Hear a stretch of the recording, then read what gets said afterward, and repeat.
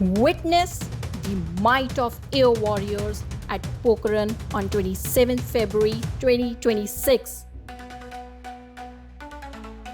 This high-intensity firepower demonstration will showcase the IAF operational capability, precision strike potential, and network-centric warfare proficiency. Built on the core values of infallible, impervious, and precise. The exercise highlights advanced aerial platforms, cutting-edge weapon systems, and seamless joint operations.